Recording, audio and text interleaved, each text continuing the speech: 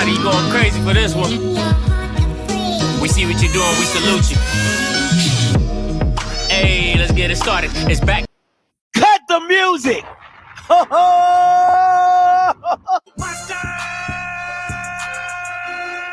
This is the stuff I've been waiting for. See all them little rinky dinky. Man, let's get right to it. You already know it is my brother from another. Give it up for my boy, Zoe Phillips. What's up, man? Hey, we got some to talk about now. Hey, listen, we on something now. This is why you want. This is why I be on the podium screaming for celebrity hires. Is for stuff like this. Shout out Mr. 32K. What's happening, man? Shout out to Mr. 32K. Listen, we have never, in my 4 years of covering HBCU football, I have never talked about Delaware State. Nobody has. I've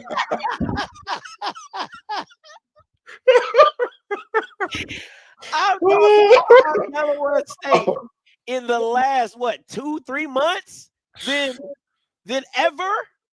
Hey, tell the truth. This is the kind of energy you expect to get up yonder, Virginia. Yes. This is the energy. When I jumped on the Delaware State bandwagon and I said, I like what Deshaun doing. I like his energy. I like how he's dressed. I like everything is Delaware State. Baby blue this, red that. I'm loving it. And then he comes out the gate with this. And he held it on purpose. Oh, Jesus. Bruh. Now, hey, I'm going to hit you with this too. I'm happy for my homeboy. You ain't know Clint Portis from Mississippi, did you? I did not know Clint was from he from Law, Mississippi. Oh my gosh. Yeah. I did not know that. Yeah. Hey, but man, look, let's get into it, man. Look, kind of go with damn, I'm tripping. I got my doggone phone off. Go tripping. So look, it kind of goes without saying, man. This is a game changer on this staff. I mean, look, and it kind of go look, and still not far from the area, man. Look, played in the DMV for the most part. Got drafted by the Broncos. Played 2 years in Denver, but won Rookie of the Year. But look, really made his hay in DC. Yeah. And again, man, like I said yesterday, this speaks to familiarity. You know what I'm saying? Kinship, a bond, brotherhood, friends. Bro, I'm telling you, and he got ties to Mississippi, dog. Like, and let me tell you what Laurel is. Laurel, the Golden Tornadoes, is not too far from Hattiesburg. Tons of athletes in Hattiesburg. I mean, you got Hattiesburg High, Petal, Law, then make your segue down to the coast where Terrell Buckley's from. A lot of football talent down there. But he played at Laurel. He left after his 10th grade year, moved and played at Gainesville High, ended up going to Miami. But bro, let me tell you, this is huge. This is huge because this actually adds more star power to Deshaun Jackson being the head coach. Thank you. More star power to it. Now that game at the link is even more attractive if it happens. Because now it's. I mean, you know what? Let me tell you like this. It's not Deion Sanders. It doesn't have to be. But man, when you get a whole bunch of smaller things than prime, but you get more in quantity. Man, it adds something to it. It adds some to it because, man, now you talk about star power. Clint Portis, DJ, because you can make the argument, who had the better career, Deshaun Jackson or Clint Portis?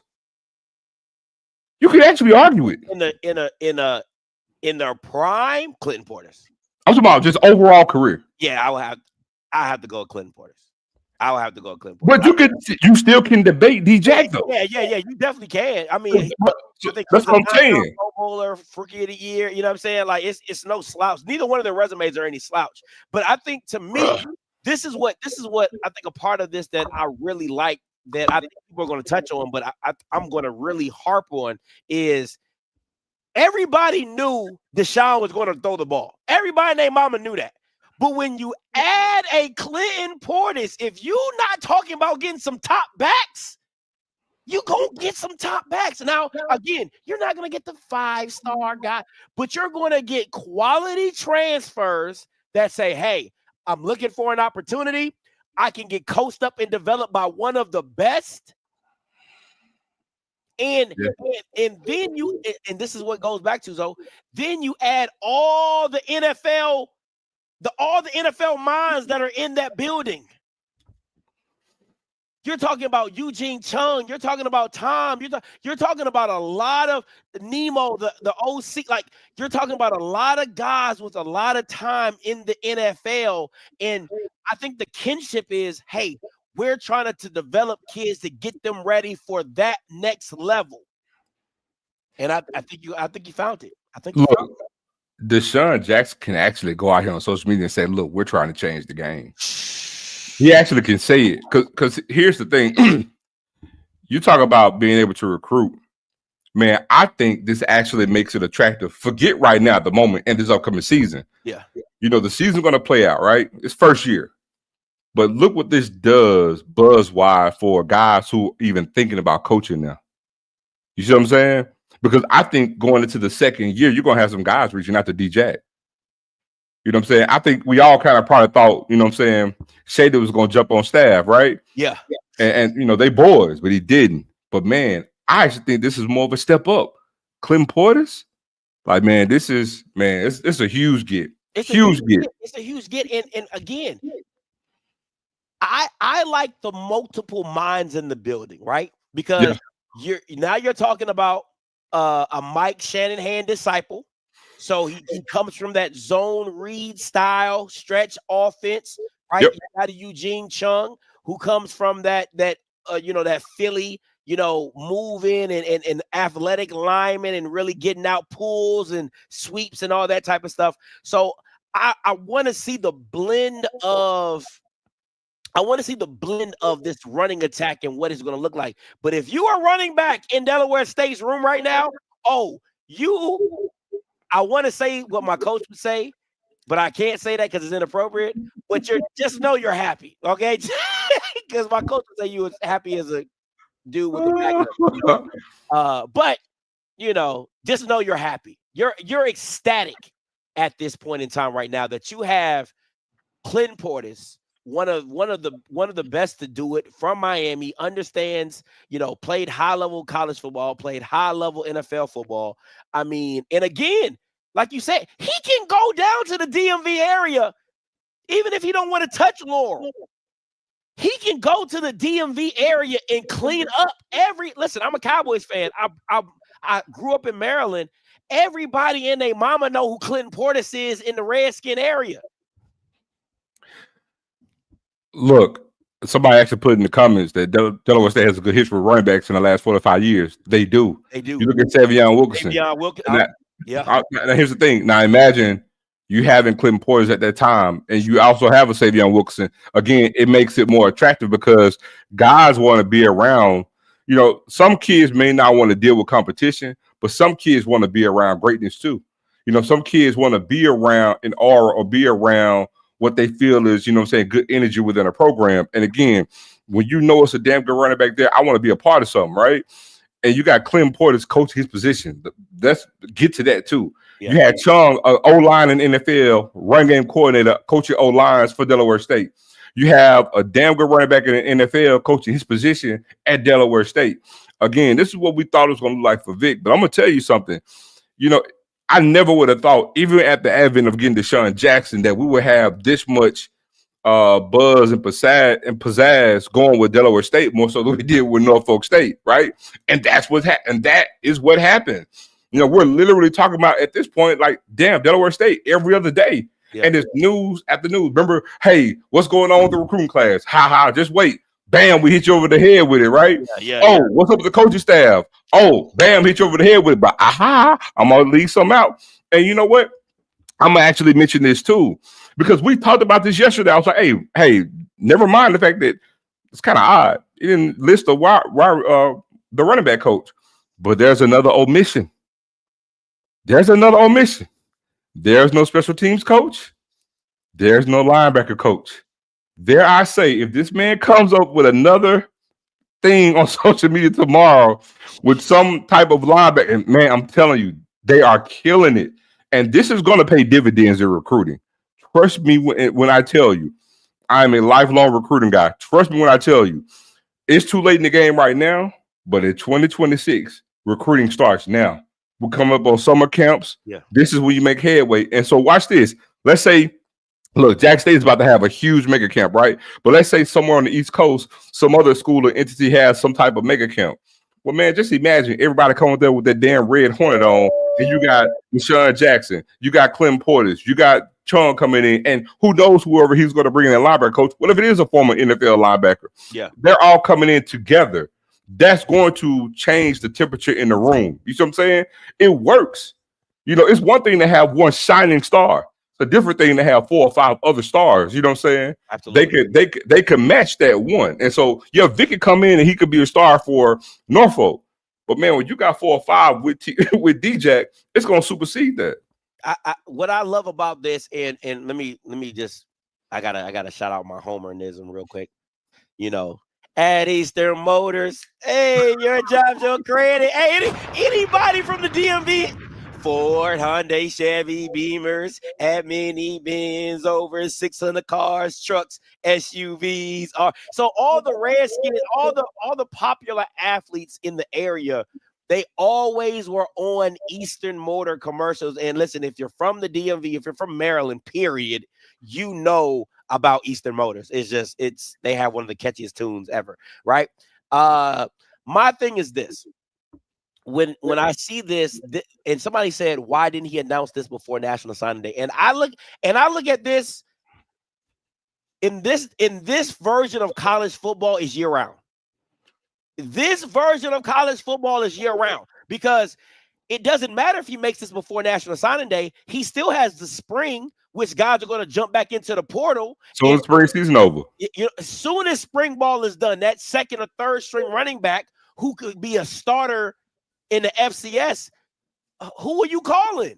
You're calling D-Jack, or D-Jack calling him, or Clinton Portis is calling them. You get what I'm saying? So again, these are the recruiting aspect of it. It's year round. But I want to go back to what you said, so if he pulls out another Spade, another Trump, you're like, damn, you got another Trump? You got another But again, and I want to blow myself up, no Diddy. I need all the people that came on my platform and said, oh, Scotty, this was a bad hire. I need all y'all to show up. I need all y'all to stand on the line, because I was a fan of this hire. I said it makes sense. Oh, Scotty, this don't make sense. He's a California guy, and I said he played in Philly. I said it makes sense. He's known in the area. I was on it from the jump. I got a coach. I got who I think will be an ideal fit, and it still ties into everybody on staff right now. I'm gonna mess you up. Who I think he should actually go after to be a linebackers coach. LeVar Arrington. Nuh-uh. Because there's no tie-in. Well, play with Washington. Jeremiah Trotter. Oh, India coach? He's a India coach right now? I think he coaches in high school. Mm-hmm. Let me and his son plays for the Eagles. Yeah, his son plays. Jeremiah Trotter. Senior, right? Yeah, he's senior. Let me see. I'm looking up his stuff right now. He is currently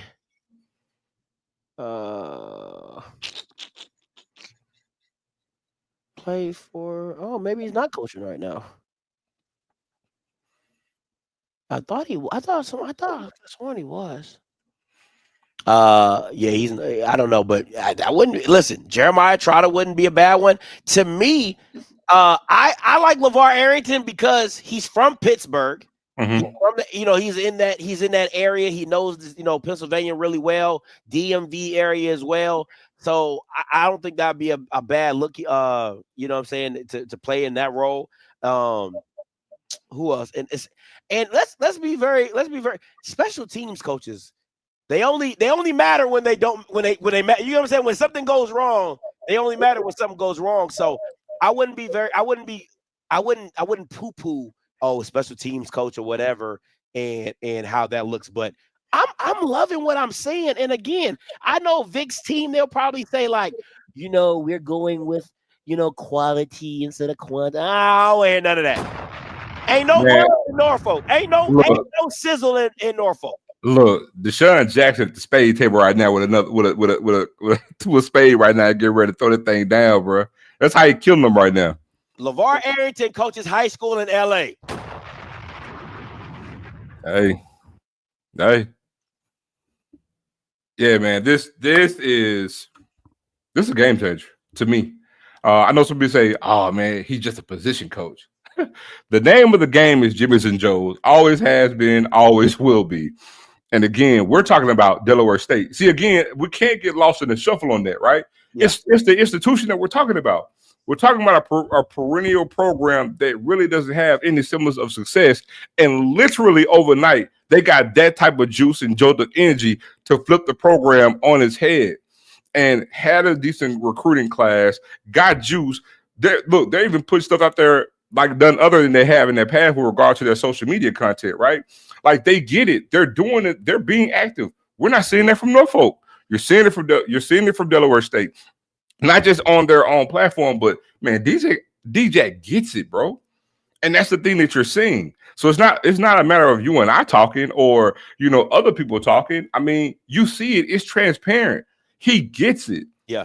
And it's translating to all the moves because again, some people say, "Oh, well, it don't matter. It's the off season." Well, I'm gonna tell y'all something. That old adage about winning the off season don't matter in this landscape, yes, it does. Because winning in the off season should translate to winning during the season. Because you can't do nothing in the off season and expect to win in the season. It don't work that way. Yeah. You got to get them dogs. You got to get the players.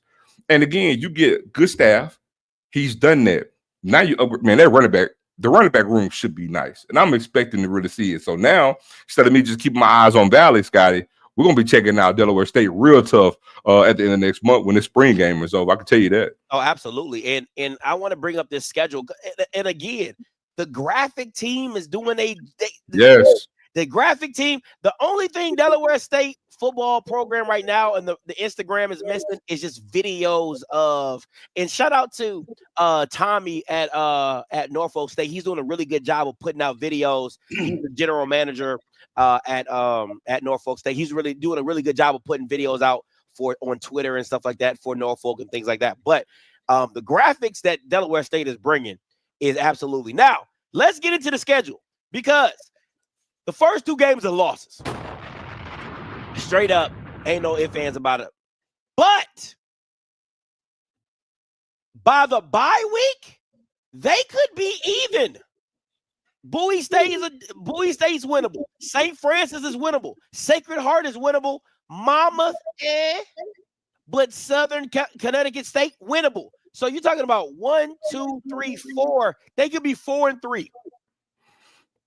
He's already won the season if he got that. He's already won the season.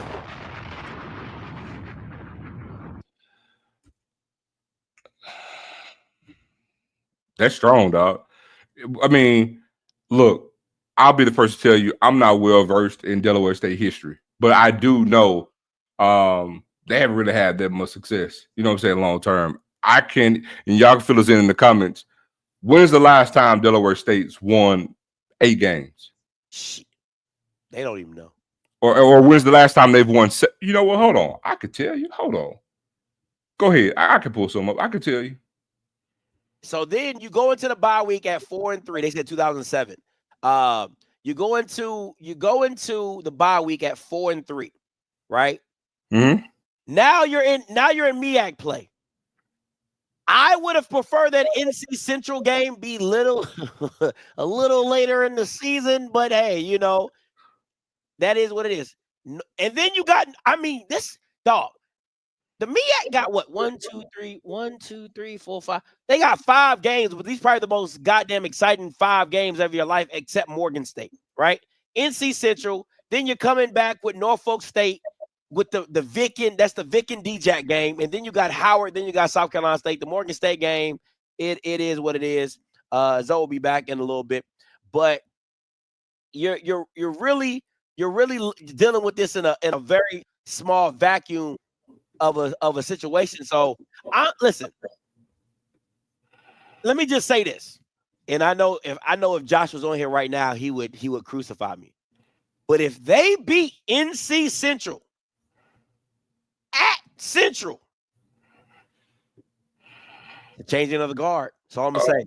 Wait, well, if that would have happened, boy, it's gonna be hard for Josh to let that down. Boy, it's the changing of the guard. He's gonna have to live with that one. It's a change. All I'm gonna say is a changing of the guard. He's gonna live with that one. But hold on, I'm actually I almost got it up now. I can tell you exactly. Looking at what Delaware State was. Put this right here. Here we go.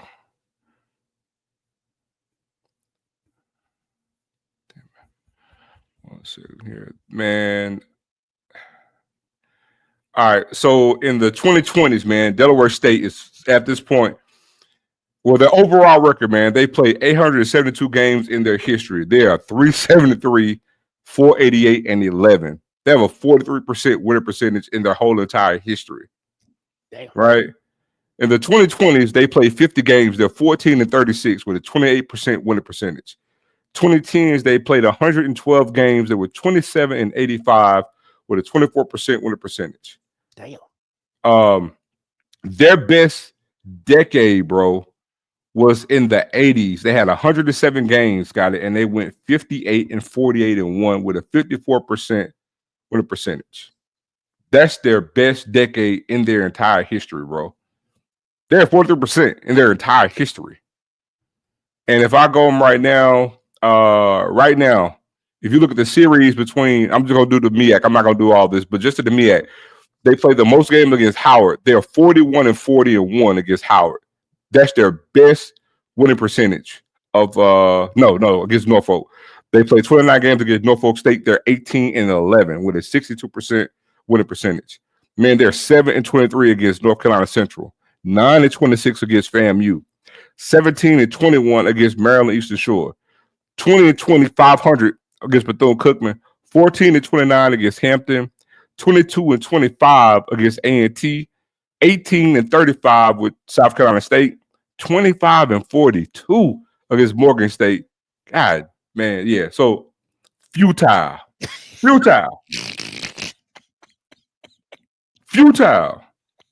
So I'm not trying to kick dirt on them, but it gives it context, right? Because again, it's not like Deep Jack is taking over a team that has some success that's followed on hard times. No, this by all accounts is a perennial loser. So how people can have, this should have went to so and so? Man, they got to do something different. Man, nobody has. We're talking about Delaware State 2 days in a row.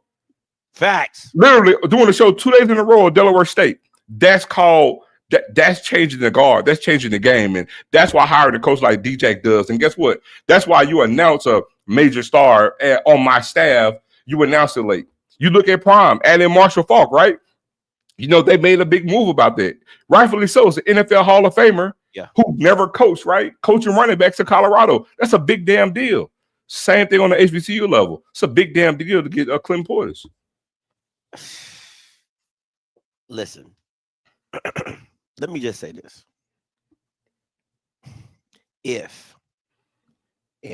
I'm not disparaging Chinnisberry at all. I'm not. I think Chinnisberry is a damn good coach. But if Chinnisberry can come into the MEAC and run the table with a whole bunch of D2 players, all I'm saying is Deshaun Jackson can possibly beat NC Central for their homecoming. That's all I'm saying. I'm not saying they're going to win the MEAC. I'm not saying that at all. But what I am saying is, y'all remember them old McDonald's commercials? It can happen. Okay? It can happen. You know? I used to love those old McDonald's with the little black boy. It can happen. It can happen. Yeah.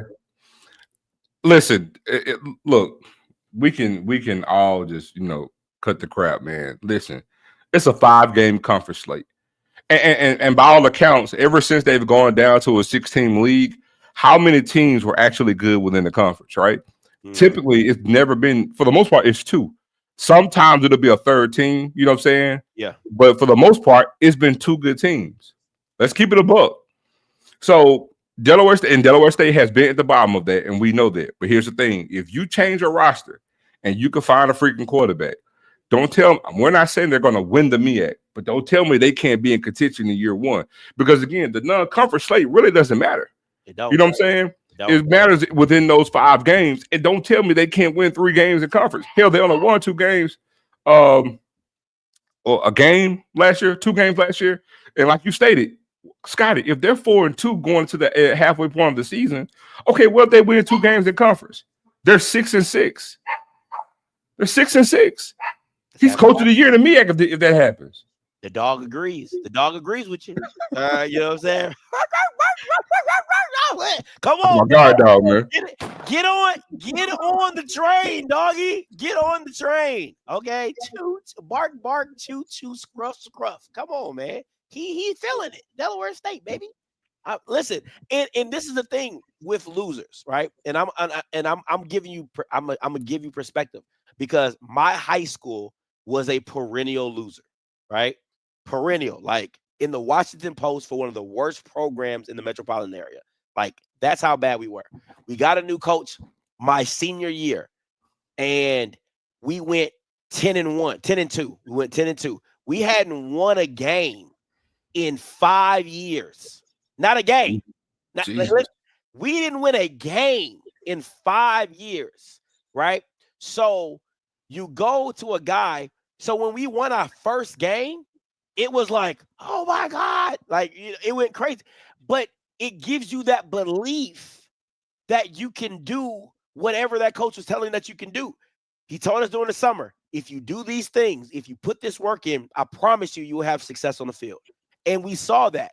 So going forward, every other game was like, hey, we can do this. We can do this. And I think for Delaware State, it's the non-conference games that are going to give this team belief that they. I was just about to say that. Confidence. That's half the battle. It's half the battle, because you got the teachers, you got the people, you got the right people in the building, but building that confidence up for them to go into a bye week at 4-2 or 3-3 or whatever that might be, that's a win. I'm sorry. You know what? Let's say, okay, let's say for the people who are like just totally against it, right? Let's cut that in half, Scotty. Right? Just watch this. Let's cut that in half. Let's not say 4-2. Let's not say 3-3. Let's be really. Let's say 2-4. 2-4, halfway point, right? But again, it's not so much the end result. How do they look in that 2-4? Because again, it takes you into that conference slate. Because again, they're playing with house money. Norfolk is too, because again, 2 loser programs, first year of in the regime of a head coach, right? First time head coach at that. If they go into that conference play, and let's say they win 3 games, they're 5-7, but they're in contention to win the damn conference. Again, it's like Colorado. Pay attention. Colorado went 1-11 before Prime got there. They only won 5 games that first season, but it was like, hey, they won 4. I'm sorry. So if Deshaun Jackson goes 5-7 in this first season, right? But I'm gonna tell you the reason why I think he got a real good chance to break even. I'm gonna get to that later. But let's say he does go 5-7. Dude, he's winning and he's on the uptick. Because again, we still don't know what the linebacker coach is going to be, but there's going to be some buzz with it because they're using the social media. They're using social media. He, by all accounts, is showing that he got it. That's going to have some momentum going to their second year. But here's the thing: why I think they got a damn good chance to break even at 6-6 next year. We got to remember, just because they lost doesn't mean there's zero talent on that team. They got a quarterback. By all accounts, that's where you started. They got a quarterback. Yeah. The thing is to get other pieces around them. I'm telling you right now, that team is going to be fast. Go look at the recruits. Now, what's going to make or break everything, Scotty, is the MEAC is a blue-collar league. He's going to have to, do some things in the trenches, but that's yet to be seen because we still remember, we're going to see some change from everybody after everybody's spring game. So again, if he can halfway get his O-line some type of, girth and be okay, they got a damn good chance to see to put a roster together and make some waves in this first year. Listen, I think. Listen, after that first year, because I think D-Jack, unlike Vic, I think D-Jack is somewhat in a long play here. I don't think he's going to be here 10 years or whatever, but I think he'll be here about 4 or 5 years, right? But I really do believe that the way I'm feeling about Deshaun Jackson is I really feel he can hit you with that Deion line, get me now. You better get me now, because if you don't and you give me a full cycle to recruit, it's going to be a problem. You know what's crazy? I honestly feel like if he says that, that's going to gain some momentum just to help him out recruiting. I honestly feel like even if he says that, you better give me in year one, it's going to generate buzz and help him out recruiting. And again, I still say that he's probably going to be there 4 years. I say it too. I say he'll be there 4 years. We know he's not going to be 10 years, but I don't expect anybody at any school to be there 10 years because that's the new landscape of college football. And that's fine. But it's again, he's going to do the one thing we ask of all coaches. He's going to lead that program way better than he found it. Yeah. He's already done it. I mean, it's Delaware State. We're talking about Delaware State. And again, and going back to your point, Zoe, we don't even know what the linebacker and I'm curious. Like, I'm over here like, damn, who is the linebacker? Like, it's a linebacker coach. Like, I literally said it yesterday. I'm like, there's an omission of a running back coach. And I didn't know none of this. Scotty texted me. I was like, oh shit. You know what I'm saying?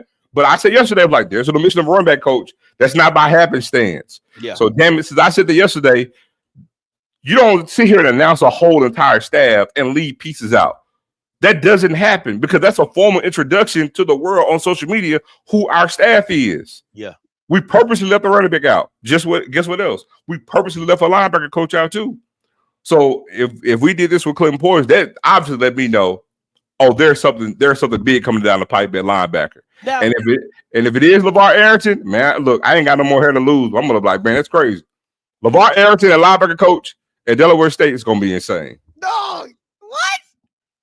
And listen, and unlike Valley, and unlike Bethune, Delaware State's in that UAPB range to where we got money. Don't sleep on us. And they're building that facility. So we got money. Money ain't the issue. It's location and notoriety. That's our issue, right? So again, you can get kids there and you show them. And I remember when I had Coach Milstead on, he said our weight room is G5 level. He said our weight room is group of 5 level. He said it damn near could rival some Power 4 programs of how good how massive and how nice their weight room is, right? So again, that some of that is half the battle is just having the facilities. And this is the thing. I'm gonna say this: when you get NFL guys, and I'm not saying Vic doesn't care. I won't say that. I don't think it really it seems like more of a hobby with Vic. That's what it feels like to me. And I think Deshaun is taking this like, hey, listen, I'm competitive and I want to beat everybody in my way, right? But I think with Deshaun Jackson, I think you're going to see the transition into figuring out how to get nutrition. How do my players eat better? All those little intricacies that most HBCUs deal with. I'm curious to see how he fixes that and how he goes about making sure his players, because again, you got Clinton Portis, who's at the University of Miami. You got Deshaun Jackson, who's at Cal. Like, these guys are used to high level things because they're like, man, like, I couldn't imagine being an athlete and I couldn't eat after this time or couldn't do this after this time. And right. So I'm curious to see what how he goes about fixing those little issues that a lot of HBCUs always have a problem with. Yeah. It's going to be one thing too. And again, they really, when it comes to the buzz and the mystique with their program, they just lost all the time. You know, Dover, by all accounts, look, you have the Dover Motor Speedway, I believe, right across the street from the school. So this isn't like Pine Bluff or Valley when, you know, Dover may not be a gigantic city, but it's not in the rural area like Valley and Pine Bluff is. So it could be an attractive destination. You know what I'm saying? In comparison to those schools. So there's a lot of upside of things that you can actually change the landscape of Delaware State. You know, again, they don't have the biggest stadium, but you don't have to have a big stadium. And again, if we take care of everything else and the fans come, now you get that extra revenue. Now you can start doing other things so you can upgrade even other facilities that you had thought about. I know they got an extremely small like basketball arena, right? And like all HBCUs, same thing happens for Delaware State, to where football funds everything. But man, look, they can take on more money games because you're in a smaller conference. You know what I'm saying? And again, you can attract. You have Deshaun Jackson there, has relationships. You can do other things with regards to getting other resources in tow to your program, and playing extra money games helps too. Dog, there's not enough money. There's not enough weather in the world to keep me from choosing Itabena over Delaware State with Deshaun Jackson. I don't give a damn if it get 10 degrees up in Delaware State. It's Deshaun Jackson. That weather's not an equalizer, because if it was an equalizer, Valley would have better success. They would be able to attract other things if the weather was an equalizer. So that's untrue. Oh, wow. I didn't know this. People forget Delaware's top 10 blackest states in the U.S. and one of the highest growing states of the U.S. And no state tax.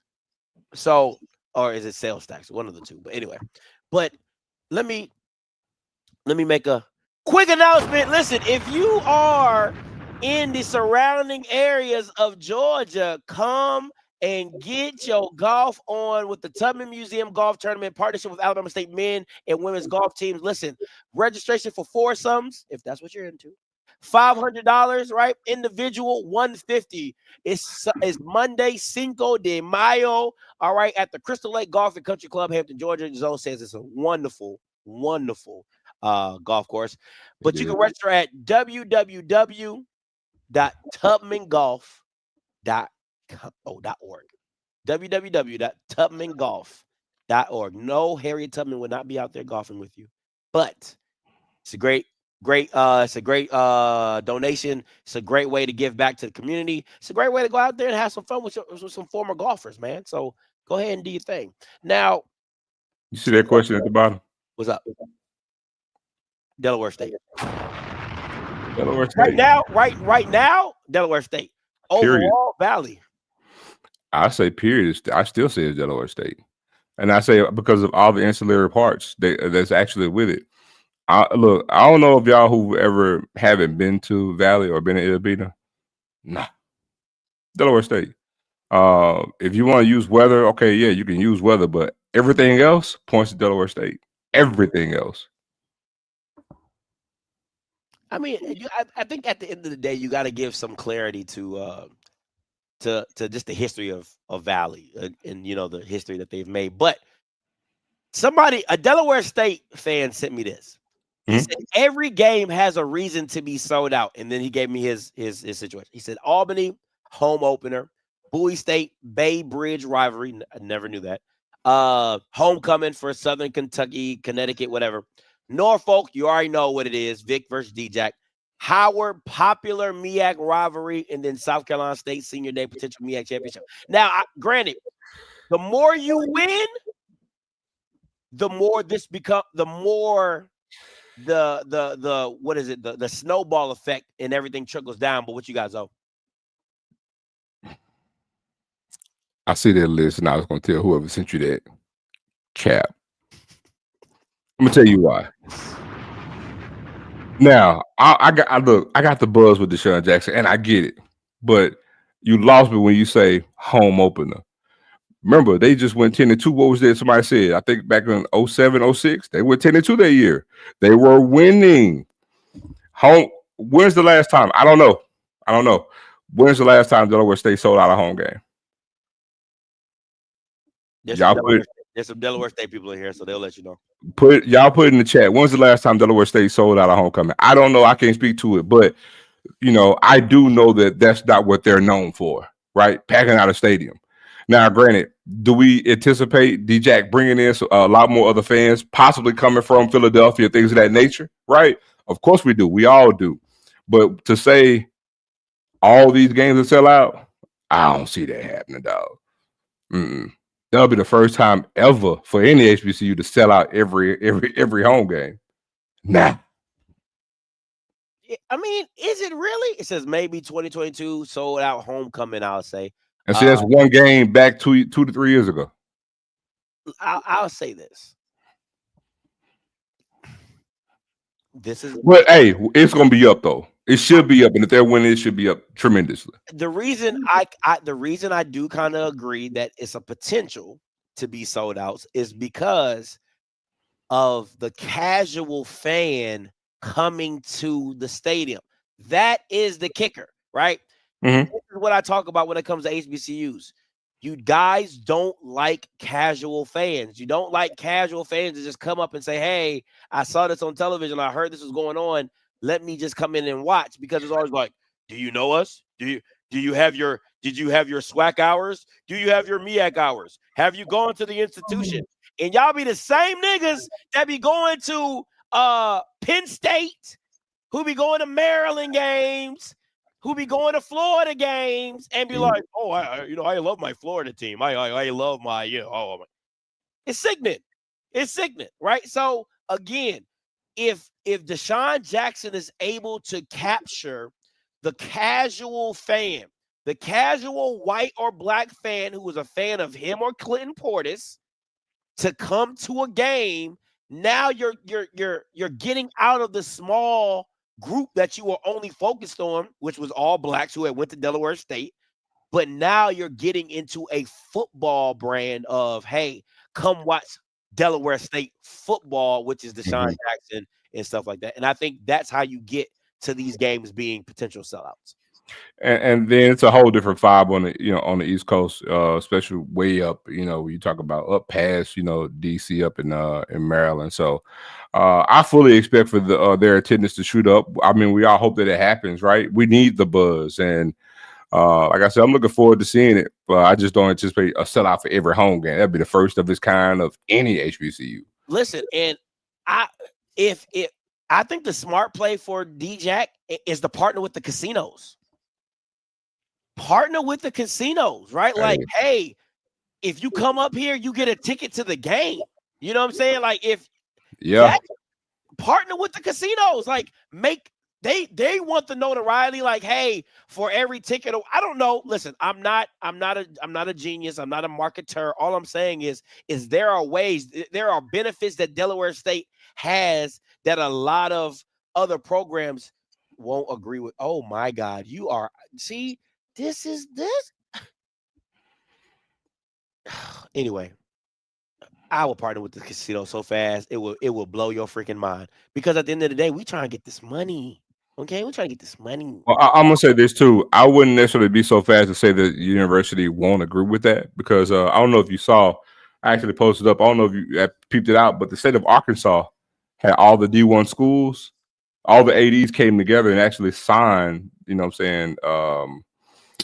Documents stating that they're going to have raffles from the casinos in Arkansas, so it can actually benefit all the schools.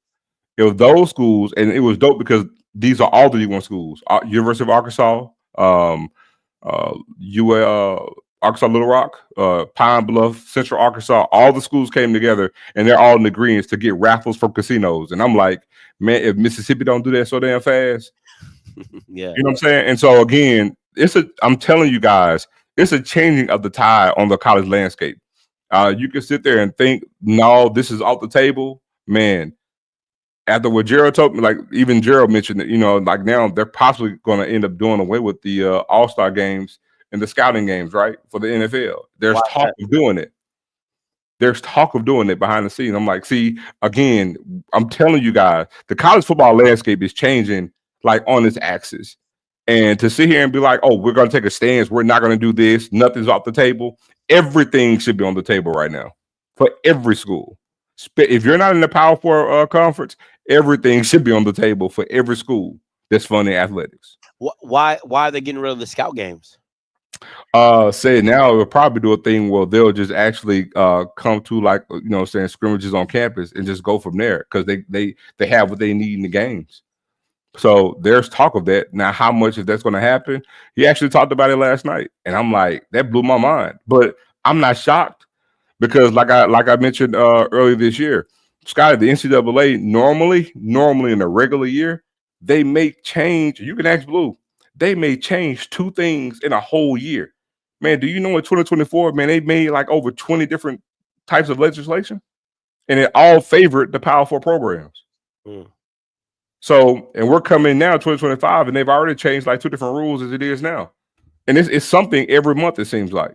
So I wouldn't be shocked. I'm shocked, but in big picture, I wouldn't be shocked because you should expect something down the pipe. And that's why I'm saying now, every school, whether D2 or D1, if you're not in a Power 4 program, you should be doing everything you can to get this money and set yourself up, because it's a change happening every day. It is change is going to come, but for Delaware State and for their opportunity to, get with some casinos, or I mean, there to me, there's just too much. There's too much opportunity there for Deshaun Jackson and Delaware State to really capitalize off of his brand and partnering with a casino to make that happen.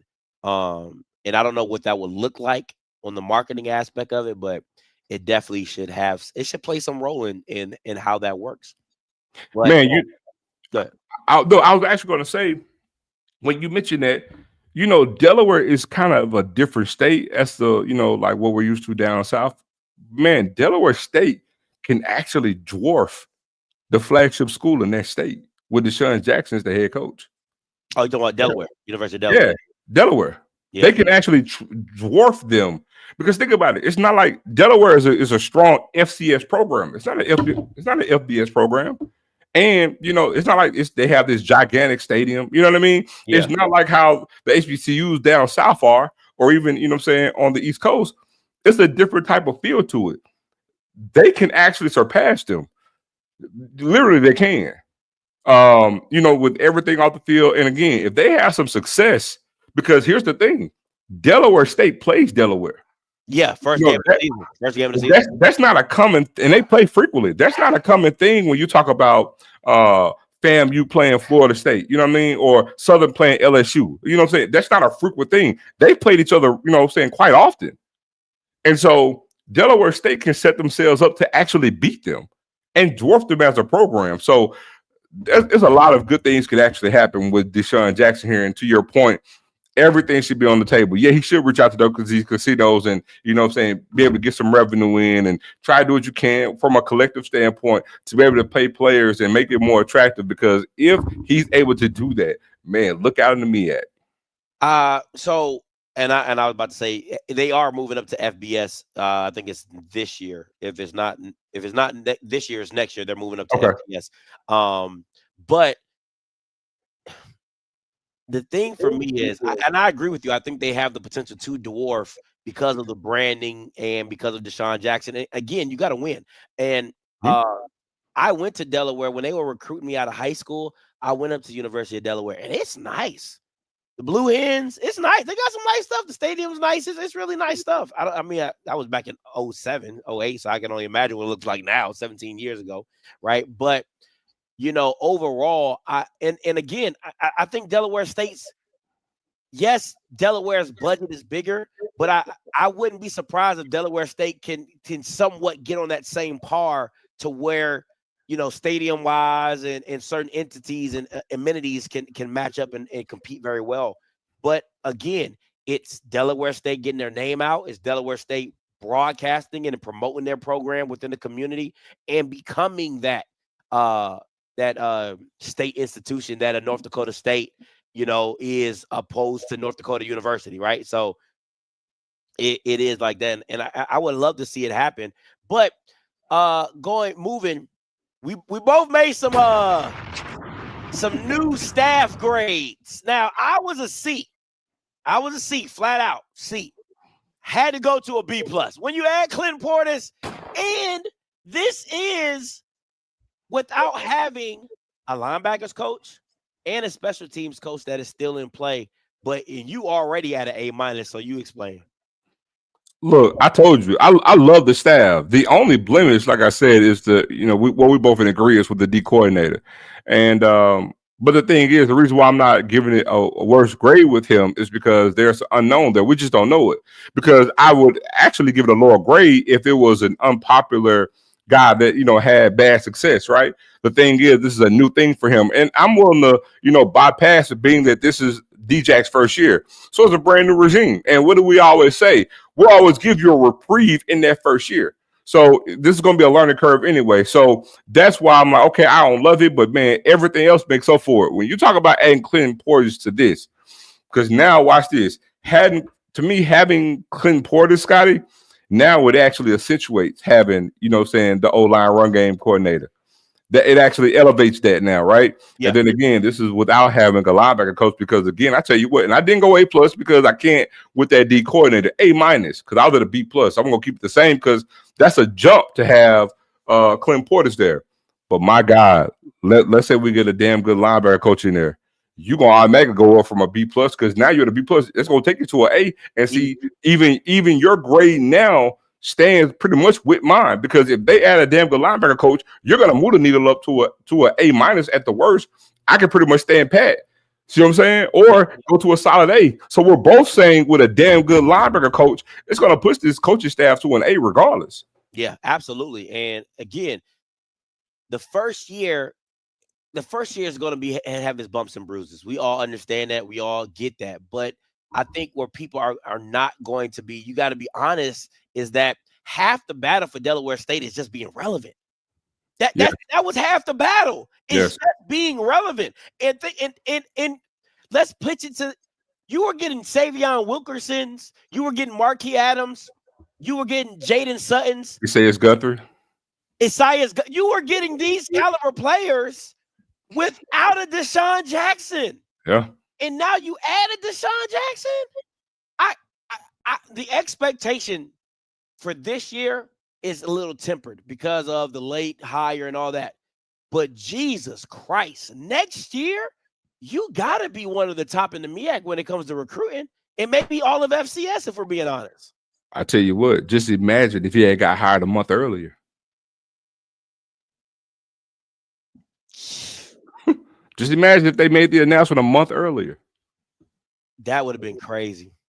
That would have been absolutely crazy. And again, and going back to your point, half of the battle is having a quarterback. And Marquis Adams is that guy. He's that guy. Yeah. You know what I'm saying? Like, let's just keep it a buck. Marquis Adams is a special talent at the quarterback position. He might not be the best passer, but he is electric. And if you can get something around him and put him in positions to win, he has every opportunity to be something special. You know what? Even if somebody else was in disagreement with that statement, I'll leave it like this: he's a damn good stopgap or a holdover in that first year. Until you get a guy. It's okay. It's no different than Eric Phoenix. Yeah. No different than Eric Phoenix. Yeah. D2 went to Murray, didn't work out at Murray, went back, partnered up with Chinnisberry, and then made that run his first year. And to me, wow. I got a question for you. Since you just made that statement, I want to ask you this, because I know this sounds crazy, the fact that we're talking about Delaware State and even having any type of semblance of success, right? Even if we sit there and say, oh, we believe they could possibly go 500 next year, right? Yeah. But a real tangible question. Now, I know some people will say, oh, well, the difference is Chinnisberry was a proven head coach before he got the South Carolina State job. All right. But that still doesn't guarantee wins and losses, right? Doesn't guarantee anything. It just makes you feel comfortable about the move you made. But I'm talking about the roster, right? Because Deshaun Jackson, you look at the roster, and South Carolina State has some players. They did. And just like Chinnisberry last year, South Carolina State had a good recruiting class last year, right? But why is it so hard to believe that in this first year? Because Delaware State got a good recruiting class. Now, there's still some work to be done, you know what I'm saying, with regards to filling some things on the O-line. But again, Scotty, we don't know what they want to do on offense and what they want to do on defense. Yep. But we can look at talent for talent is what we're doing at this point thus far.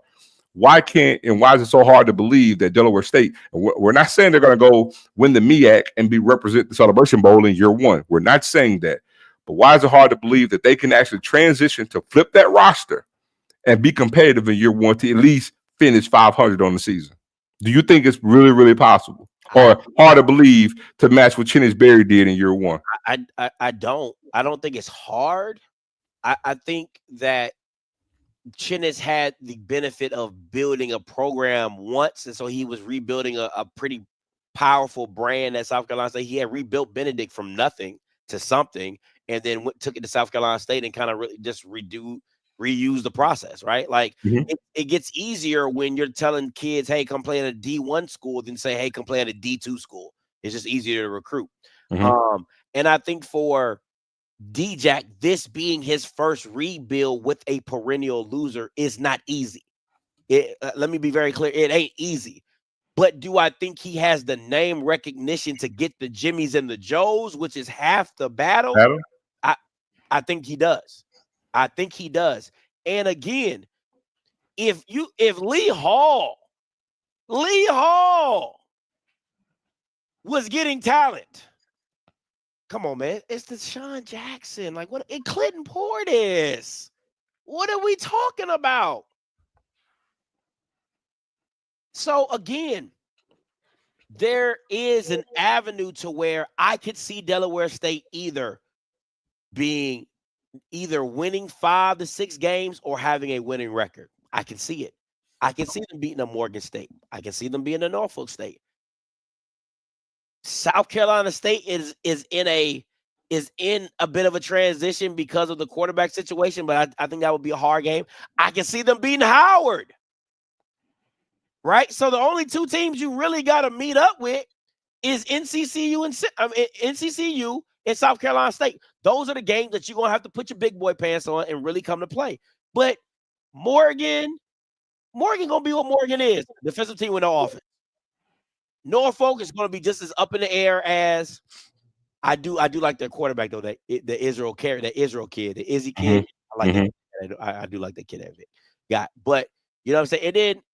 And then you got to deal with you got Morgan, Norfolk, and who else? That's it. Yeah, that's it.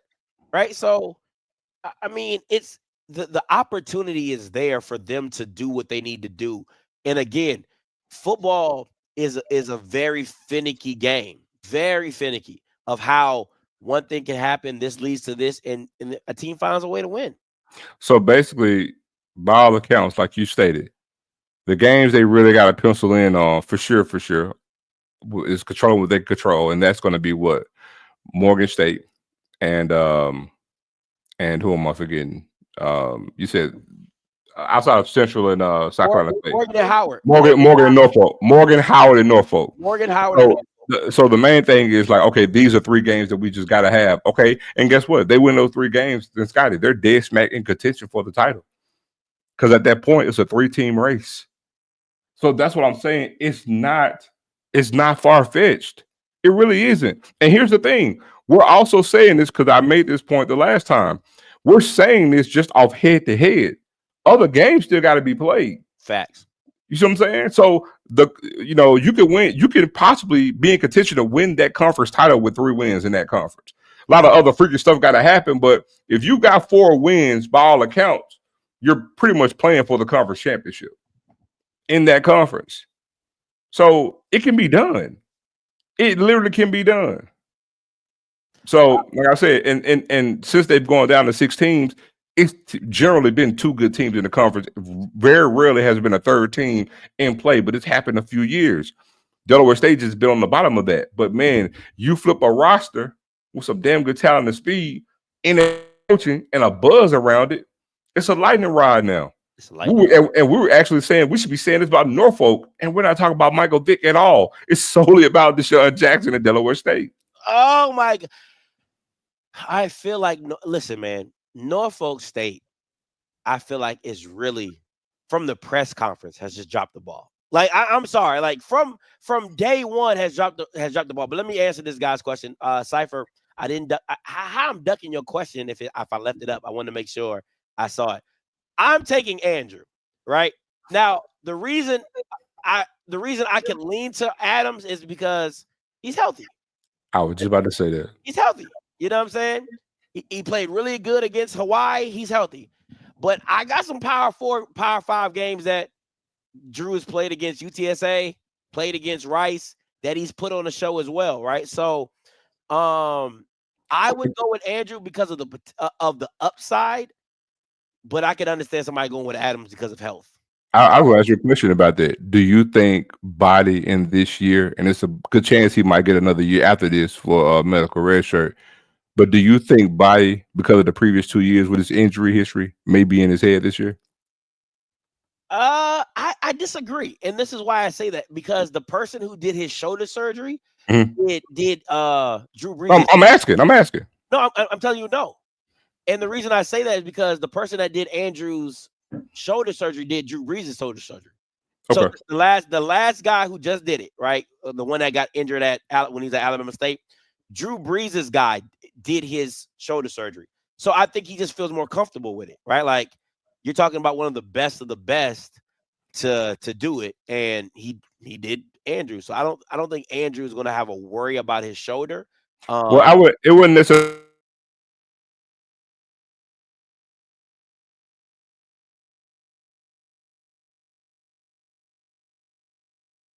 Is that me or him, guys? Somebody let me know. Is that Zoe or me? Because I don't want it to be me if it's not me. Okay, it's him. Woo. That was I ain't gonna thank you, P. Thank you, P. That scared me. I was like, what?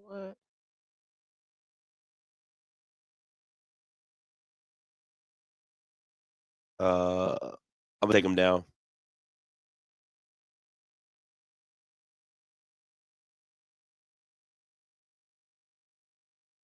Oh, thanks, Coach. I got your text message. Thanks, Coach. Appreciate you. Mississippi. Oh man, he'll come back on. But to go back to the Andrew and Adams, I've seen a little bit of Adams. Yeah, Dr. Andrews. Yeah. Yeah, that's the one who did his shoulder.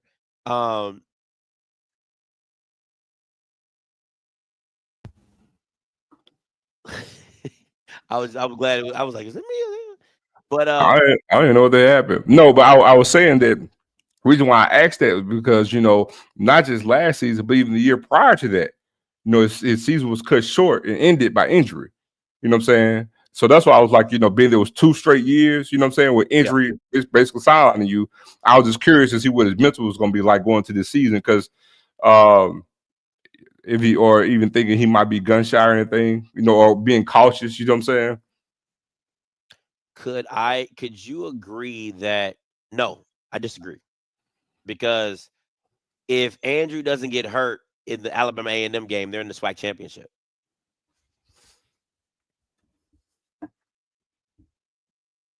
And then you're having an Andrew and Shador battle the last year. Like, no, like, you know what I'm saying? Like, I'm just keeping it a buck, right? Because Andrew goes down in the fourth quarter. They're up 3 touchdowns. They're up 3 touchdowns. And like, it's like the end of the third quarter. And A&M comes back and wins the game. Or they're up 2 touchdowns. They're up 2 touchdowns. And A&M comes back and wins the game. That ain't no Andrew.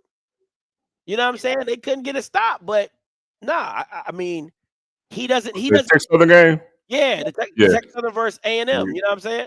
Yeah. Last game of the season, if they win, they in the SWAC championship. Mm-hmm. Delaware State ain't even have a winning record. How you gonna say he did more with less? He didn't have a winning record. And Texas Southern was a perennial loser too. So you know what I'm saying? Like, you gotta take the apples with the apples and oranges with the oranges. So I gotta give it to my boy Drew, because he took a team. He was a quarter away from taking Texas Southern to a SWAC championship. It was Texas Southern. You know what I'm saying? So that's just my thing. Do you think and you know what? And in that same year, in that same division, remember, it was a funky thing at the top, right? Because it was like a 3-way tie or 4-way tie? A 3-way tie, yeah. And so that goes back to what I was saying about the MEAC this upcoming season. You know what I'm saying? You could have 3 wins with a shot, you know what I'm saying, depending on how the games play out. and Delaware State got a shot to win the dang on championship. He said, do you think Delaware State will be able to recruit Florida with the addition of Clinton? And Cypher said DSU is always recruited out of Florida with Clinton. That's just adding to it. Listen, man, at the end of the day, you there has to be some level of pride of recruiting your surrounding area. You know what I'm saying? Like, there's kids in Pennsylvania. There's kids in Ohio. There's kids in New York. There's kids in Maryland. There's kids in Virginia. I get it that everybody wants to get kids from Florida. I get it. Recruit your area. Micah Parsons from Pennsylvania. LaShawn McCoy from Pennsylvania. LeVar Arrington from Pennsylvania. Like, you know, like I'm not saying like Florida is not the end all be all, but there are kids in the state, because again, you're going to deal with elements that kids from Florida are not used to. Let me touch on this. I'm a recruiting guy, so let me just say this. If you guys are familiar, Pennsylvania is one of the top football producing states, right? And I'll say this, for pretty much any school, you really want to recruit locally, especially if it's a good football producing state like Mississippi or Alabama, Florida, Georgia. But here's the thing. With the advent of Huddle and social media and the internet, everybody now recruits everywhere. So there's no point in saying, and we typically ask these type of questions because we're programmed from how it used to be.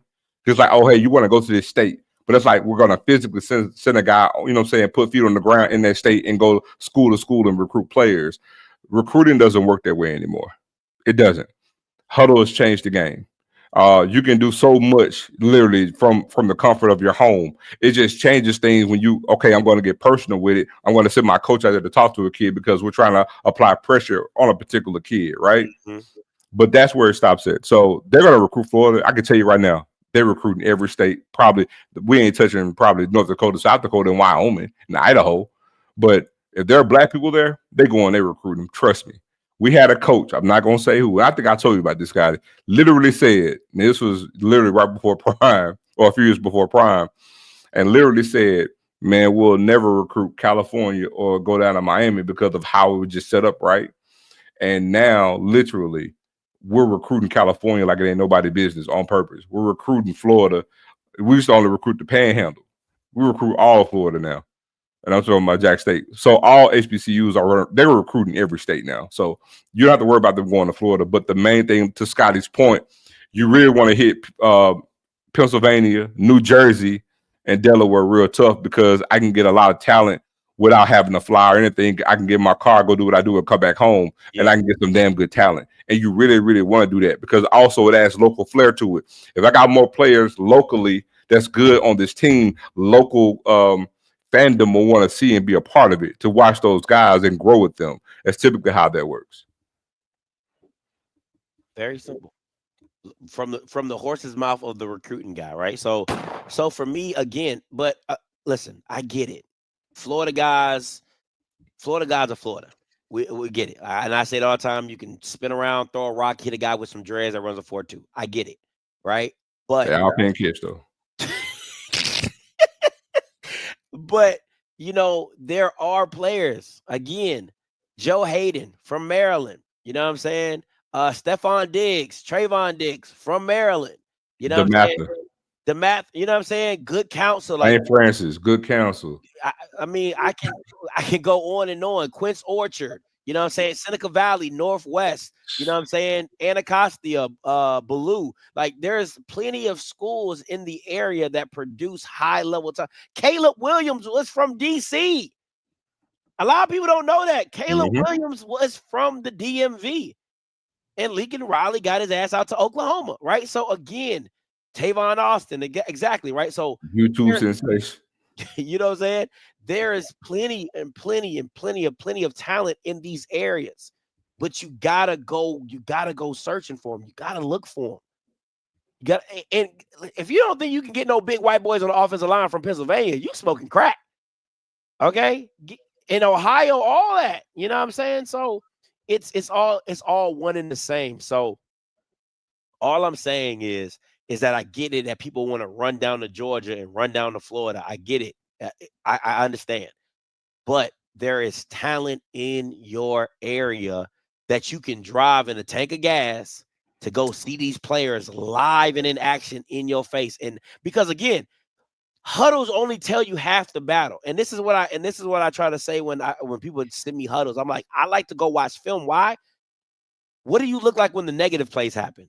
Facts. What is that? What is your body language when the ball doesn't get thrown to you, or you drop the pass? Because you don't put no drops on huddle, right? You don't put, or when a kid is more physical than you, or it's the little things that you try to find when you go watch the football game, especially for quarterbacks. You can't tell me. Listen, if it's one position that you cannot just send me a huddle, is a quarterback. I gotta go watch the full game because a huddle tape is not going to tell me how you responded in adversity. It just ain't. It just won't. Yeah, the main thing too is watching and learning, differentiating between the opponents, knowing who's good that you're playing and who just, oh, this is a scrub team that you got a lot of film on. You know what I'm saying? You watch a huddle and you pretty much see 3 games and that's it, right? Yeah. There's a reason for that, you know. A small little thing you'll notice if you watch huddle. You got a long ass huddle tape, typically it's gonna be a good player. If it's a 9-10 minute tape with a whole bunch of teams, you're typically dealing with a good player. So that's the main thing. You know, are they playing good competition? You know what I'm saying? So that's the main thing. And Scotty's right. The main thing is watching games. That's gonna tell you everything because the tape don't lie. Tape don't lie. You know, don't send me just the touchdown pass and you watch a quarterback and all I'm seeing is go routes on the whole entire film.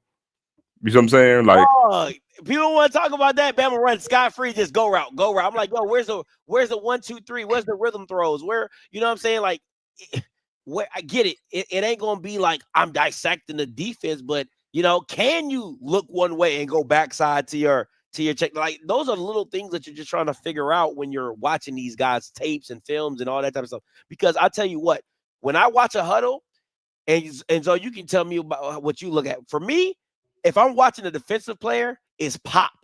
Do you play with just a reckless aggression? Like it's just something that you just like, whoa, this kid will like. If I'm looking at the tape and say I don't want to get hit by that kid, I'm like, yeah, that's a guy I want. Offensively, it's the same thing. Do you have a pop, right? Like, do you have when you touch the ball offensively? Do you just have a burst that's just unexplainable, like, or a move or shifty or gear that you, oh man, that kid got a gear? Or if you're not the fastest, right, and you're a wide receiver, do you catch everything that comes to you? Are you making the difficult catches? Are you making the high point catches? Are you making the back shoulder catches, the one-handed catches that you're not supposed to make? Are you catching the ball with your hands or are you a body catcher? Come on, talk about it. I mean, that matters. But on the D line, like D tackles, man, are they filling in gaps or hey, are they quick twitch? On the ends, are they quick twitch? Do they jump off the screen at you? You know what I'm saying? Or look, are there plays a lot of rundown plays? And sometimes on the HBCU level, you'll get a lot of DNs with a lot of rundown plays, and that's good to see because again, they don't quit on plays. But again, sometimes it's measurables. It's just like, hey, this guy, like there are a lot of DBs, right? It's just like get a lot of pass breakups, and it's like, oh, this guy doesn't get interceptions, but you know what? He's a damn good tackler. Let's go ahead and get him in because it come down to not just if a guy is good, but does he fit what we're trying to do? Yeah, and what can we project him to grow and fit in what we're trying to do? So it's a lot of that in that. But again, Pennsylvania is a football producing state. Always has been, always will be. It's a shit ton of people in Pennsylvania too. It's a big ass state, and and then right there again, as small as Delaware is, it's in close proximity to so many other states that's heavily populated, and it's a lot of damn talent there, a lot of it. And I know we're touching on different things, but for me, if I'm looking at a DB, I look at how fluid you move, right? Like listen, fluidity of how you can flip your hips and turn and run. That's one thing. And then 2, I'll take a tackler over a ball hawk most times, right? I will too.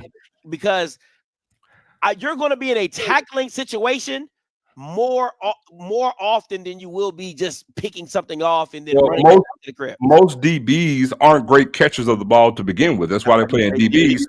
So I want a solid tackler because again, we want guarantees in life, right? Yeah. So I want as much of a sure thing as possible. If I know you're a solid tackler, we can work on certain things. You know what I'm saying? You could actually still grow to be a better catcher of the ball, possibly, and get some balls picked off. Again, if you take the last 10 years in the swag, how many DBs have gotten 8-9 interceptions? You know what I'm saying?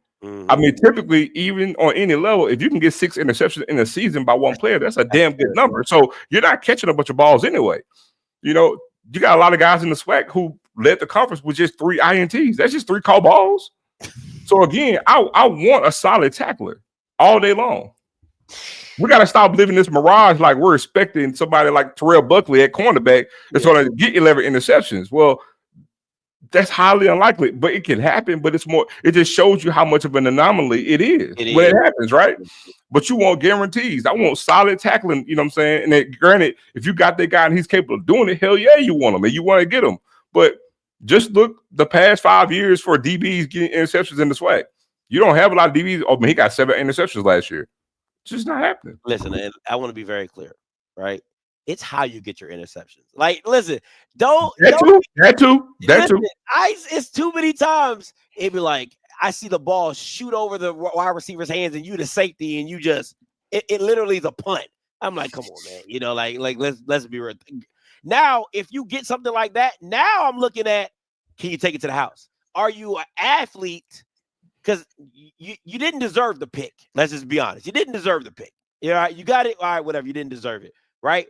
But now, what are you doing with the ball in your hand? Now I'm like, oh, okay, does he got some speed or whatever? Then if you ain't got no speed or you're not really trying to make some moves and get to the crib, I'm like, all right, whatever. But mostly it's fluid. How well do you play the ball in the air? And I think Nick Saban said it on the pivot. Like he looked for man corners. Can you play man? Can you tackle? And was one other thing he said, can you do? He said, because all the other stuff we'll teach you.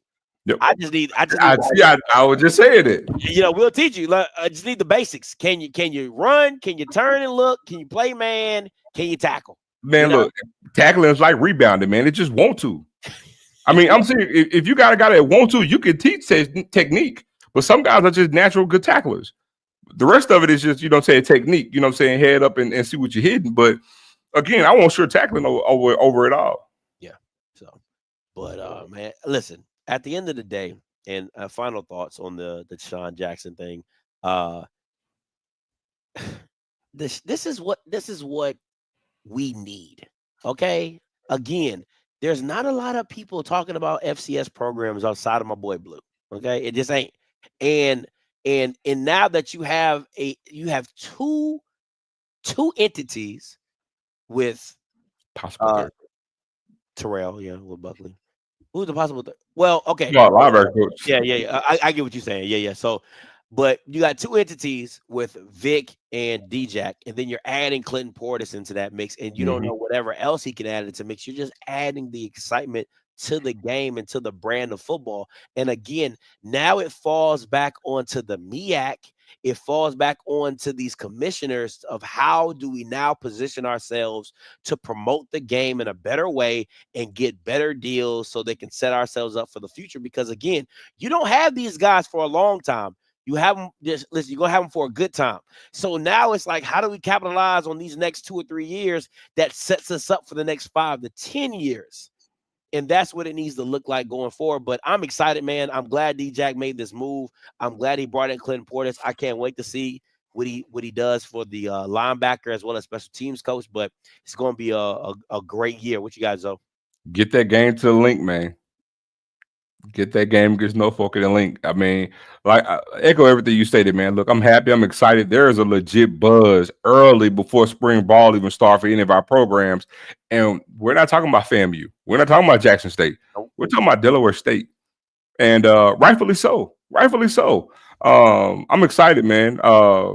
And again, you talk about within the SWAC, Terrell Buckley, there's legit buzz. And again, there's going to be some great storylines as this thing heads on, going into the spring. Again, we know everybody's going to have some more turnover, make some more moves after the spring. And that's only going to add to even more excitement, to see what type of guys trickle down from the FBS down to, to the FCS, to our programs. And we start to settle on these rosters, Scotty. Now, at that point, we really get a feel of what we're going going to be looking with, what everybody's going to be working with heading into fall camp. And I really think it's going to be a better year than last year, both the SWAC and the MEAC. I really do. I'm gonna say this, and I know we're beating it, and I'm gonna get off. We're not gonna be long, but all this does to me, Zo, is keeps pounding that. Hey, listen, chill with the blue and white hearts. All right, chill. All right, chill. We cool. We ain't that cool. With the blue and white hearts now. You right though. But this just keeps hammering home your super conference. That's all this does for me, right? It's because if you would have just thrown all that into a big pot of Fam and Jackson, and oh my God. You know what? I didn't even think about that. But to your point, watch this. Now, in one conference, Terrell Buckley is head coach. Michael Vick is head coach. Deshaun Jackson is head coach. Then with these new openings, watch this. A possible Teddy Bridgewater down at Bethune-Cookman. Like, it makes it really, really. Oh man, I didn't even think about that, bro. Yeah, that's what I'm saying. Like when you start thinking in that term, and then it don't come down to just 5 games. You know what I'm saying? Like it takes a full conference play. Like you see a slate of conference games to where you're getting to the SEC lane where it's like, listen, we don't really need to play out a conference game, but we will if you make us, right? So it's a situation to where you're playing 8 or 9 games, and those 8 or 9 games are hard hitting, like sitting at you're like, oh my God, like I can't wait. I want to see what Valley does against Howard. I want to see what, Delaware State does against, maybe Fam or whatever, right? So that's all I'm saying. That's what I'm saying. It just kind of really pushes that super conference narrative just a little bit more. So that's it. And look, making a pivot here, man. I've been keeping my good eye on Prairie View, man. T-Jack. I saw the video of him singing, man. I was like, this is it. I was like, they need this. I saw it. I was like, yeah. You know what? It's fun. Okay, I'm glad you brought that up. Because I was going to do a show about it, but since you brought it up, now I can talk about it. Look, organically, I was like, this is it. Like, this is what you want. Let me see if it's on there. It was hard. Okay. And you know what he did, because I'm familiar with it. He's a Q. All he did was twist one of their songs. But I was like, man, you never got this from Prairie View, right? Never. Bro, listen. So I love you, man, because you get it. That's why I love you, so you get it. I was like, bro, you never heard Bubba you didn't know what Bubba McDowell's voice sounded like until he was on the coach's call, and he sounded like he didn't even want to be there. But I mean, they get it. But again, and we mentioned this a year ago, right? Man, this is the beautiful thing about social media and what it does. It gets eyes on the program. It generates buzz from nothing, right? Yeah, it does. And I love to see it. I thought it was real, real dope. And I expect to see even more content. You open the world up to your program, but you control it. You know what I'm saying? And man, it just generate buzz and excitement, you know what I'm saying, for that program. And man, that's why I'm telling you, like, man, this season, it's going to be a damn good season this year in the SWAC and NBA. Let me see if I can go to my Instagram, because my Twitter is acting a plumb fool right now. So let me see. Oh my goodness, this is just. Let me see. Yeah, so we might be doing another show tonight because I got a fun feeling, boy. You're gonna drop that linebacker coach. No, listen. I'm telling you, crazy. Let me see. 3. And listen, I'm on dad duty because she went down to South Carolina for her aunt's funeral. So I'm like on like super dad duty. I got like all the kids except the newborn is with their grandma, but I'm on like super dad duty. Look, I'm texting while I was here doing this. I'm like, oh, I gotta go pick up from school. So yeah, here we go. Let me put it real quick. Share screen. I want to go. The name of the place ringing in my ear. Atlanta. Atlanta. Atlanta. Atlanta is the land of the purple and gold. Oh, the land of the purple and gold. Better get there. Better get there. Hard. Go down in the Hard. Let me just say this. Hard. What I love about this, and again, I keep telling Perry, the 12, Recruiting. you got to own it. Own it. If you know your aspirations are Atlanta and the celebration, own it. That's what everybody's goal is. Own it. And guess what? I'm not That's running recruiting. from it. That's recruiting. He's recruiting right now. I'm not running from it. You know what it is. You know what time it is. You know what the game is all about. We're here to take our ass to Atlanta, right? And I love it. Now, I don't know what the original is, and there's just too many cues out here in this world. I'm like, goddamn. But at the end of the day, at the end of the day, you got to love stuff like this. Shout out to the Prairie View media team. Shout out to Coach T-Jack. And I keep telling them, listen. It's hard.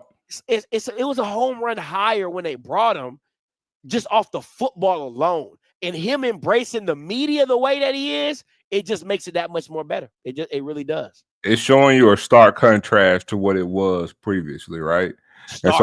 And so that's the beautiful thing when you do make a change, to see a stark difference. But again, this video, this is recruiting. Everything, this is recruiting. You're here, they're at practice. You know what I'm saying? You're at work, well, at least they're at workouts, and you hear them. It almost sounds like they're in tune with them singing, but they're not. They're just warming up. But man, this is recruiting, and this is what you need. Again, what this does is open up the eyes of your program, not just to your fan base and your alums, but to the world. Yeah. You know what I'm saying? And you get that out there. But recruits are watching, because again, HBCUs are hot right now. And they're watching. And again, putting that content out. This is generating something, Scotty, from nothing. It's a short 10-second clip. Yeah. And I'm telling you, I'm like, oh, they get it. This is it. And it's hard. It's a damn good video. Let you know we working out, but guess what?